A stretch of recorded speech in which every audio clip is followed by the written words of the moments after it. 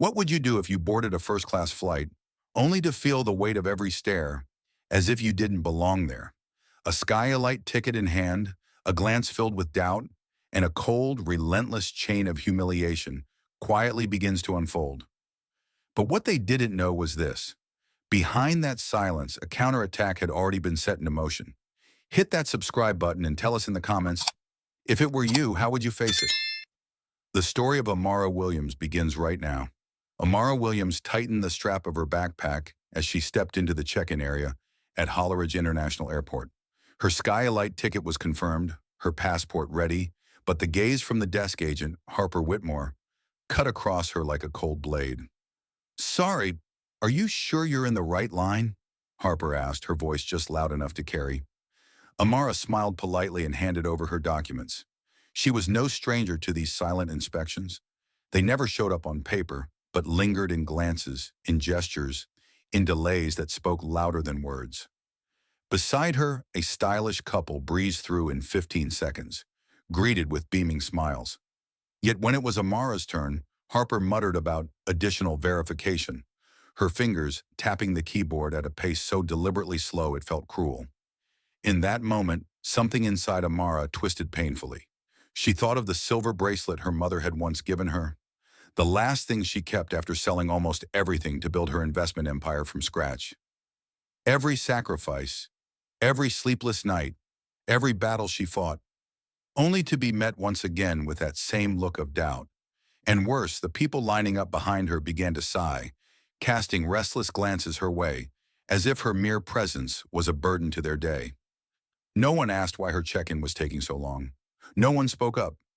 She stood there, alone, in a bustling airport, realizing that sometimes silence could be even more brutal than words. And in that exact moment, Amara made a decision. If the world insisted on seeing her through a lens of judgment, she would make sure they'd be forced to look again, with respect.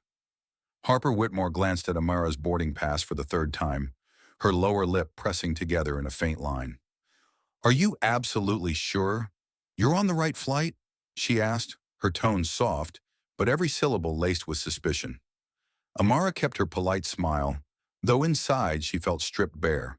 She knew these looks all too well, the way the world demanded she prove her worth over and over again. Harper picked up the phone to call her supervisor. While waiting, she idly tapped a pen against the computer screen, as if searching for some hidden mistake. Behind Amara, the line grew restless, the irritated sighs from impatient passengers forming an invisible pressure, pushing her closer to the cliff edge of humiliation. She thought of the board meeting scheduled for tomorrow, where every minute she lost today could cost her a billion-dollar deal. And if she missed this flight because of one prejudiced glance, no one would ever know. No one would care. Her eyes dropped to the silver bracelet on her wrist, now dulled with age, the only keepsake left from her mother, who had spent 20 years working at a small hospital just to send Amara to school. Harper's fingers skimmed the screen one last time before she shook her head doubtfully and threw out a half-joke, half-jab. "You know, Skylight isn't exactly open to just anyone." Something twisted sharply inside Amara's chest, but she didn't react. She simply nodded, and in that quiet moment, she made herself a vow. They might doubt her today, but tomorrow they would learn to bow their heads. Amara had just gathered her documents, ready to leave the counter, when a firm voice cut through the air behind her. "Ma'am, please step aside for additional screening." A gloved hand gripped her shoulder lightly, just enough to remind her who held the power here. Silas Granger, a TSA officer, gave her no chance to ask questions. Right behind him, Celeste Monroe, a female officer with eyes as cold as steel, silently blocked the way forward. Amara offered a faint smile and followed them toward the secondary screening area. Snatches of conversation floated past her ears, grumbles from other priority passengers, impatient sighs, heads shaking in annoyance. No one asked why. No one questioned it. She stepped into the center of the yellow-marked square, arms stretched out. The silver bracelet on her wrist glinted under the harsh overhead lights. Celeste Monroe began the search, checking her phone, her laptop, even the small hardware wallet tucked carefully inside her bag, the one item capable of moving millions with a single touch. "What's this?" Silas asked, raising an eyebrow, his hand hovering, ready to summon the explosives team. Amara answered calmly, a digital asset wallet. Her voice was steady, but her heart clenched painfully inside. She thought of her father, a humble mechanic who had spent his life saving every dollar to fuel her dreams. She remembered the way he had gripped her hand the day she left home, whispering, "Never let anyone tell you, you don't belong where your dreams take you." And now, standing here treated like an intruder among strangers, Amara steeled herself. They could strip away her comfort, but they would never take the dignity she had paid for, with blood and sacrifice. Amara adjusted the strap of her backpack and stepped out of the secondary screening area, swallowed up by the bustling noise of Holleridge International Airport. No apology, no glance of understanding. She walked past rows of travelers, groups laughing, ordering drinks, sorting their luggage, and along the way she could feel it, the passing glances, the averted eyes, the subtle, almost unconscious way hands clutched purses tighter as she walked by. Amara didn't react. She simply remembered. The way an auditor tallies a ledger, quietly and precisely. The way a builder measures every brick, knowing each one matters. Every cold stare, every slight furrow of the brow, every invisible shove that pushed her to the margins. She stored them deep within herself. Not to seek revenge, but to understand the real barriers weren't at the security checkpoint. They lived inside people's hearts. A little boy clutched his teddy bear, sneaking a glance at her before his mother quickly pulled him away with a wary look. A businessman adjusted his tie, casting a doubtful glance at Amara's boarding pass. A janitor, almost instinctively, picked up his pace when she came near. A slow, burning ache of helplessness cut through her. She thought back to her first nights in New York, sleeping on park benches because she couldn't afford a room, clutching nothing but an old laptop, her only tool to build dreams out of dust. And standing there now, in a sea of strangers, Amara knew she wasn't truly alone. She had faith, faith that one day, the world would be forced to rewrite the standards that had once cast her aside. Amara moved swiftly through the carpeted hallways, the muted blue-gray floor stretching toward a gleaming silver sign, Evercrest Lounge, Sky Alight Priority. Her heart tightened at the sight of the frosted glass doors. Beyond them, a peace she had bled and persevered for, inch by inch. She presented her membership card. Rowan Whitaker, the front desk attendant, glanced at it and immediately frowned. Over his shoulder, Amara caught the eye of Oliver Bennett, the supervisor, stationed behind the counter. An unspoken exchange passed between them, and she knew the decision had already been made before she had even said a word. "I'm sorry, ma'am," Rowan said, wearing a smile so polite it felt almost cruel. "The Sky Elite section is currently reserved for Prime Circle members only." A clever excuse, and she knew it wasn't true. Amara held out her phone, displaying the confirmation email from the airline. Oliver Bennett barely flicked his eyes over it before turning away, pretending to be absorbed in his tablet. No one double-checked. No one apologized. In that moment, Amara remembered the years she spent working 2 shifts back-to-back, making coffee by day, hammering out business plans by night under the dim light of a rented room. She had fought through it all to stand here today, only to be dismissed by glances that treated her success as nothing more than a mistake. Amara tightened the strap of her backpack, her eyes burning, not with anger, but with a silent vow. If they slammed the doors shut, she would build her own gates, and this world would have no choice but to walk through them. Amara slung her backpack over one shoulder, her heartbeat steady with the rhythm of her footsteps as she stepped into the first-class cabin of Skylight Flight 308. Soft leather seats, a wash of warm amber light, and a faint scent of citrus oils in the air.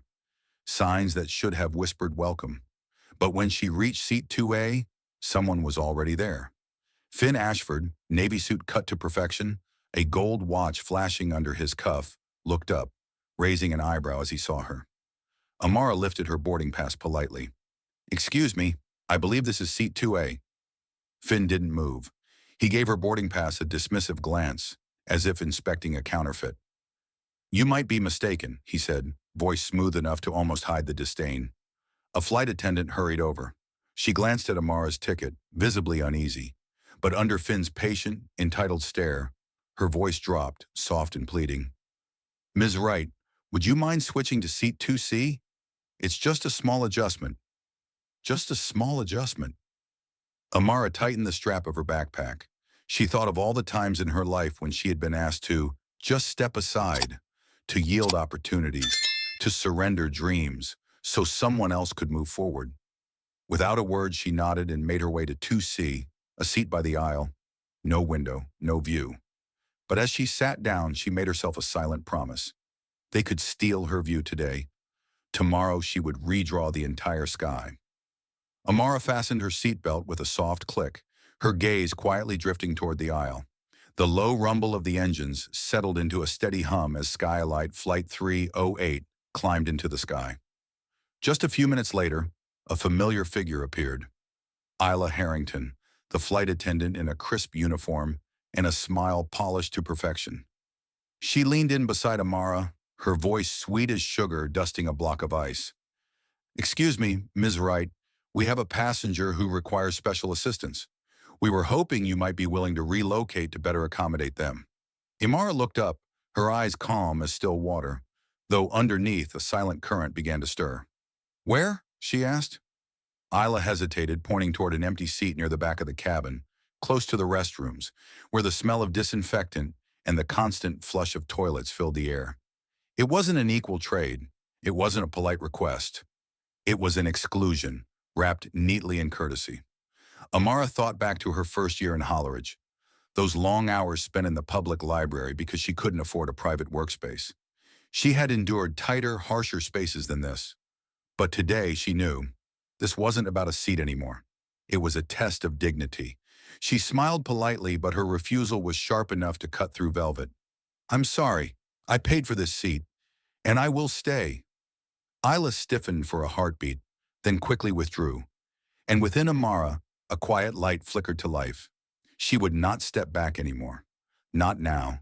Not ever again. Amara adjusted the seatbelt at 2C, the faint click echoing through the hushed cabin. It wasn't the seat she chose. It wasn't the seat she paid for. But she sat there, back straight, her gaze as steady as the sea beneath a fogged-over sky. Across the aisle, Finn Ashford reclined comfortably in 2A, a flute of champagne already shimmering in his hand. Flight attendants strode briskly past her, as if she were nothing more than an empty seat. No exchanged glances, no apologies. Amara didn't move. She didn't squirm in discomfort. She didn't shrink herself with quiet pleas. Instead, she did the most powerful thing she could do in that moment. She remembered. Every tray of meals passed without pause. Every glass of water offered to others, as if she were invisible. Every polite nod directed at everyone else, but never at her. Each slight, each silent dismissal, she etched into an invisible ledger of justice she carried within her mind. Not with anger, not with bitterness, but with a patience sharp as a knife and silent as a rushing river. She thought back to the winters in Rainford City, standing for hours outside the community center in freezing winds just to apply for a scholarship, while other children breezed through the doors simply because they belonged. Today, once again, she was being asked to accept less, but with every calm, steady breath, Amara knew. She wasn't the one being diminished. She was the one quietly gathering the evidence, building the case to change the system itself. The steady roar of the airplane engines hummed beneath her seat, a faint vibration rising through the floor. Amara sat in silence, her eyes blinking slowly as the soft rattle of a service cart rolled down the aisle. Declan Hart and Talia Cross, both dressed in sharp skylight uniforms, moved gracefully from row to row, smiling and greeting passengers like they were handing out gifts at a celebration. Finn Ashford received a second glass of champagne, along with a courteous nod and a warm, "Enjoy your flight, sir." Seat 2B was next. Hot meals, chilled bottled water, lavender-scented towels, all delivered with polished care. The cart reached Amara's row. Declan glanced her way, barely, and then rolled on as if she didn't exist. Talia followed, her gaze brushing past Amara like a cold gust across glass, chilling, indifferent. No greeting, no meal tray, no water, just a hollow emptiness, as if seat 2C was a crack in the perfect mask of first class, best left unnoticed. Amara gripped the fabric of her pants tightly. The silence was no longer a defense. It had become a quiet declaration of war. In that moment, memories came rushing back, of young Amara standing in charity lines, watching gifts run out just before it was her turn. The sting of invisibility, the ache of helplessness. But this time, she didn't lower her gaze. She didn't shrink into herself. She lifted her chin, her eyes sharp as arrows cutting through the layers of polished pretense, silently etching another line into her invisible ledger. One more debt. One more piece of evidence. Every small act of dismissal would someday fuel a revolution. Amara sat motionless for a long while after Declan Hart and Talia Cross disappeared from view. Within her, a deep current began to rise. Not from anger, but from a deadly calm, the kind that only comes when someone has waited patiently for the perfect moment to act. She quietly opened her bag, her fingers gliding along the double lining until they found something small, thin, and cold. The Skyline Access data card. The kind issued only to the highest level executives in the aviation network. Amara stood, one step, then another, moving down the narrow aisle, her shoes brushing the carpet with a whisper. No one noticed. They had grown too accustomed to seeing her as invisible. She slipped past the curtains separating cabins and entered the Skyline Galley, the service area near the front of the plane, where an auxiliary flight coordination panel lay hidden behind a thin wall. A swift swipe of the card. A screen lit up. She entered the authentication code. Confirmed, Amara Williams. Full operational access. In that moment, thousands of feet above the earth, Amara seized control, not through force, but through contracts, ownership, and legal authority signed and sealed months ago. She didn't disrupt the flight. She didn't draw attention. She simply rerouted every service record, every staff behavior log, and every passenger incident report into the high-security oversight system, preparing for a silent strike no one saw coming. The game had changed, and this time, Amara was the one holding the controls. The plane touched down, a faint jolt rippling through the floor of the first-class cabin. As passengers rustled to gather their belongings, Amara rose, her gaze cold and unshakable, tempered like steel forged through the journey she had just endured. She moved swiftly through the gates of Silverbrook Arrival Terminal, her familiar silver-gray backpack slung over one shoulder. Not like a passenger, but like a silent storm steadily approaching. No invitation needed, no welcome required. Amara strode forward, each step firm against the cool marble floors, weaving past bewildered travelers, past receptionists whose smiles were as hollow as air. Every step spoke the same unspoken truth. I belong here, and I will not wait for your permission. When she pushed open the heavy glass doors of Cedar Spire Conference Hall, a scattering of high-level executives already filled the room. Tailored suits, gleaming watches, nods exchanged like a practiced dance. For a breathless moment, the room fell silent as they caught sight of her.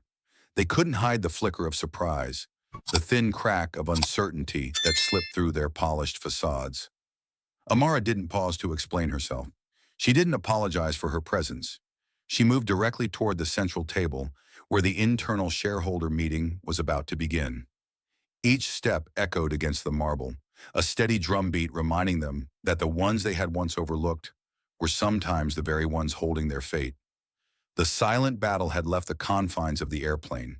It had entered the very heart of power. And this time, Amara would need no one to validate her identity. The heavy doors of Cedar Spire Conference Hall closed behind Amara with a cold final click. In front of her, the three most powerful men at Meridian Atlantic stood in a line, as if they had rehearsed for this exact moment. Elias Montgomery, the CEO, with eyes as sharp and unyielding as granite. Damian Cross, the CFO, with an unreadable expression, but fingers tapping nervously against the folder in his hands. Caleb Vaughn, the Chief Strategy Officer, arms crossed, his gaze a mix of scrutiny and guarded wariness. No one spoke first. No one offered her a seat. Amara took one more step forward, stopping squarely in the center of the room, just a few paces away from them. Amid the crushing weight of silence, She tilted her head slightly, her voice soft, yet honed sharp as a razor's edge. I flew alongside you today. I was excluded, doubted, and ranked beneath the very shares I hold in your company. Elias shifted, pressing his lips into a tight line, but still said nothing. Damien flipped through his folder, as if searching for an escape route from the weight of her stare. Caleb forced a polite smile, but it cracked and faded when Amara pulled out a heavy folder, the incident log she had quietly gathered throughout the flight. Here, she said, lowering her voice as she placed the thick stack onto the table, is the record of every action you took and the consequences you triggered. The air fractured like glass under pressure. Amara didn't need to raise her voice. She didn't need to argue. She simply let the cold, naked truth speak for itself. The air inside Cedar Spire Conference Hall thickened, heavy and still, waiting for the storm to break. Amara let the executives flip through the thick stack of documents, cold, undeniable evidence of discriminatory service, of icy glances, of silent acts that spoke louder than words. And then, with a chilling calm, she placed her tablet on the table and brought up a single file. One number filled the screen: $480 million. Her voice rang out, not loud, not rushed, but as heavy as a hammer striking the last wall of their defense. You have two choices. 1. Implement a full reform of service protocols, training, oversight, complete transparency across all operations. 2. Lose a $480 million investment. Tonight. Damian Cross swallowed hard, a bead of sweat breaking at his temple. Caleb Vaughn shot a desperate glance toward Elias Montgomery, seeking rescue, but all he received was a solemn, defeated nod. There was no way out, a fragile moment where pride collided head-on with the cold weight of reality. Amara didn't blink. She didn't need to beg. She didn't need to shout. All she needed was to offer them the choice, a choice they had forced her to deliver. And in that moment, as the chandelier's cold light caught the steel glint in her eyes, everyone in the room understood. The woman they once demanded proof of worth from was now the one holding their fate in her hands. The pen was offered, the documents spread open, but none of the three men dared to sign immediately, not because they had a choice, but because the weight of that moment hung over them like a verdict. Amara stood silently before them, the living witness to everything that needed to change. Damian Cross, his hands trembling, was the first to lower his pen and scrawl his name beneath the line marked Comprehensive Reform Commitment. One after another, Elias Montgomery and Caleb Vaughn followed, their signatures slanting awkwardly, more fear than conviction behind each stroke. It was a commitment unlike anything in the company's history.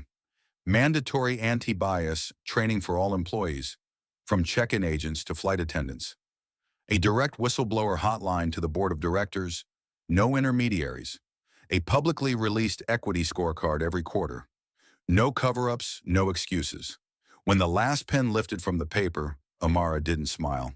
She simply bowed her head as if bidding farewell to an era where unchecked privilege had gone unchallenged. Outside the glass walls, the media had begun to gather. Flashes from cameras flickered in the distance, signaling a tidal shift about to crash through. Inside the room, the air grew heavier, suspended between two heartbeats. The shame of those forced to change, and the quiet, unshakable resolve of the woman who made it happen. Amara glanced briefly at her watch. The hour hand ticked forward by a fraction, and she knew, from this moment on, everything, from this boardroom to the sky beyond, would never be the same again. 3 days later, beneath the glittering glass dome of the Aurora Skies Global Aviation Summit, the name Amara Williams echoed through the Grand Hall. She stepped onto the stage to a wave of thunderous applause, but Amara's eyes didn't see the clapping hands. She saw faces, not just the faces of aviation executives, but the faces of souls who had once been overlooked, diminished, forgotten in the golden glow of first-class cabins. The microphone before her shimmered under the lights, cold and metallic, like a final test. Amara gently placed her hand over her mother's old silver bracelet, her fingers tracing the tiny cracks worn by time, drawing strength from a generation that had come before her. And then she began, not with a technical presentation, but with a story. The story of a woman in a worn white shirt, scuffed gray shoes, and a first-class ticket treated with suspicion, simply because of how she looked. The entire hall fell silent. Not because of grand words, but because of the raw truth pulsing through every breath she spoke. Amara led them through that flight of quiet wounds, each glance, each invisible cut, and then turned the story on its head. How she had transformed those indignities into a $500 million reform deal, forever changing how the aviation industry would treat its passengers. When she finished, it wasn't just applause that filled the room. Some stood, some bowed their heads. A few quietly wiped away tears. And in the heart of that hall, a new future for aviation, one rooted in fairness, in humanity, was planted, taking root from that very moment. 1 month after that historic speech, Equity in the Sky was officially launched, not merely as an initiative, but as a declaration that dared to challenge every outdated standard. From Silverbrook to Aurora Bay, from the busiest airports in the world to the smallest outposts, every branch of Global Skies Aviation raised a new emblem. A pair of wings woven from hands of every color. Beneath it, a simple line, thunderous in its quiet power. Respect is not a luxury, it's a right. The entire employee training system was rewritten from the ground up. Anti-bias workshops were no longer a perfunctory checkbox. They became immersive emotional journeys, where every staff member had to step into the shoes, the stares, the silent wounds that a marginalized passenger endured. From the skylight lounges to the economy rows, the world shifted. Gone were the sidelong glances when a passenger of color, an elderly traveler, or a person with disabilities entered the space. At Aurora Skies, for the first time in history, an 8-year-old Haitian girl was chosen as an honorary ambassador for the program. A moment Amara watched from the crowd, a quiet smile playing at her lips, knowing her battle had not been in vain. Under the soft light spilling through the glass dome, the world had changed, not by force, but by patience, and by wounds that once bled, now beating together in the shared rhythm of humanity's heart. But even as the echoes of applause still rippled through the hall, reality came knocking. Sienna Brooks, a representative of one of the world's largest investment funds, stepped onto the stage, not carrying a bouquet of congratulations, but a thick stack of documents. Her icy gaze swept over Amara, a silent reminder that the real world wasn't built on speeches alone. "We've heard enough promises." Sienna cut off the MC with a voice that brooked no argument. "Now it's time to deliver real results." A wave of tension rippled across the hall. Under the glare of hundreds of cameras, Amara felt a new weight pressing against her shoulders. Not the silent prejudice she had fought before, but the cold, sharpened expectations of those who now held the fate of the aviation industry in their hands. Outside, October winds whipped fiercely against the Equity in the Sky banners lining the boulevard, as if to whisper a warning. A flame had been lit, but a strong enough wind could snuff it out in a heartbeat. Amara stood still. Then she stepped forward to the microphone, her eyes unwavering. No excuses, no blame. Just a simple, powerful statement. "Give me 6 months. I'll let the results speak for me." And in that moment, amid all the skeptical stares, a new spark of hope quietly ignited. 6 months later, the results exceeded anything Sienna Brooks, or any investor, had dared to hope. Across 3 pilot airports, from Silverbrook International to North Bay Gateway, customer satisfaction rates surged to unprecedented heights. But more importantly, something new had begun to blossom in every hallway, at every check-in counter. Genuine respect. No more suspicious glances, no more whispered judgments, only welcomes, only people, standing before people. A photograph of Amara, a petite woman in a deep navy suit, shaking hands with an ordinary passenger at the airport, swept across social media like wildfire.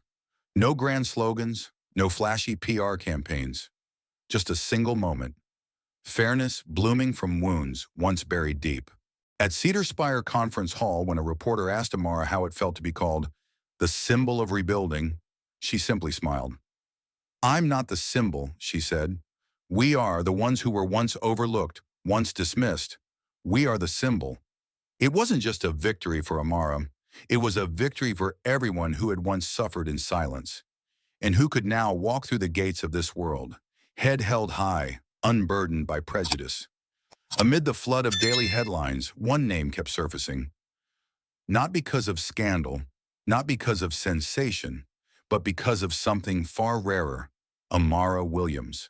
The image of that small woman, clad in a simple gray coat, walking slowly across the red carpet at the Global Equity Forum, was broadcast around the world. Not a politician, not a towering corporate CEO, just a woman who dared to stand tall when an entire system tried to break her. Major newspapers, from the Skyline Herald to the World Beacon, splashed bold headlines across their front pages. The woman who made the aviation industry kneel to justice. Not a rebellion, a reconstruction. Even networks that usually scoffed at social movements were forced to admit Amara had transformed service culture from the roots up, something dozens of CEOs before her had failed to do. But for Amara, the spotlight was never the destination, because only she, alone, in the quiet nights when all the lights had gone dark, knew the true price she had paid. The silent tears after every slight, the fists clenched just to keep from screaming, the countless moments she had to walk through humiliation without being allowed to lift her head. It was a victory purchased not with rage or revenge, but with dignity, with faith. And for that reason, it would endure longer than any speech or medal ever could. That night at Riverstone Loft, Amara sat alone by the wide-open window. In her hands, a cup of warm chamomile tea released a soft, soothing fragrance into the night air of a city alight with dreams. Beyond the glass, the towering skyscrapers shimmered like reflections of 1,000 hopes newly awakened, a city where fairness was no longer a privilege for the few. Amara leaned back into her chair, taking a slow sip, letting the memories flood in, the sneering glances, the tightened faces. The doors slammed shut in her path. Each moment had pierced her pride like a silent blade, and yet she had walked through them all, with a silence that never surrendered, with footsteps that never faltered, with a small, stubborn promise she had once made to herself: I will not break. On the table, her mother's old silver bracelet lay quietly, a gentle reminder. From the deepest wounds, new eras are born. And today she had made that truth real. No need for titles, no need for ovations. It was enough to know that from that very first flight, the world had shifted, carried by the endurance of one soul who refused to believe that dignity could be bought or sold. Amara smiled softly. The city lights flickered over the distant waters, whispering promises of hope. If this story touched your heart, leave a comment below and share your thoughts. And don't forget to subscribe so we can continue exploring journeys of justice, courage, and the beautiful strength that lives within us all. There are moments in life when silence becomes a source of strength. Amara Williams, a seemingly ordinary woman with a first-class ticket and an unbreakable heart, chose not to answer contempt with anger. She remembered, she endured. And in her own quiet way, she changed the world. From what seemed like a small, isolated journey through Holleridge International Airport, she sparked a revolution, silent yet profound, where fairness would no longer be a privilege, but a fundamental right for every human being. The deepest lesson from Amara's story is this: you don't need to shout to create change. You only need perseverance and faith that truth, sooner or later, will find its voice. Life may back us into dark corners, may weigh us down with cold stares and invisible injustices. But in those moments, if we hold on to our dignity, if we believe in our own worth, then every silent step we take becomes part of a greater tide, one that can touch the hearts of the world. Just like Amara, who proved that some flights don't just take you to a new place. Some flights open the door to a new world, where respect no longer needs permission to exist.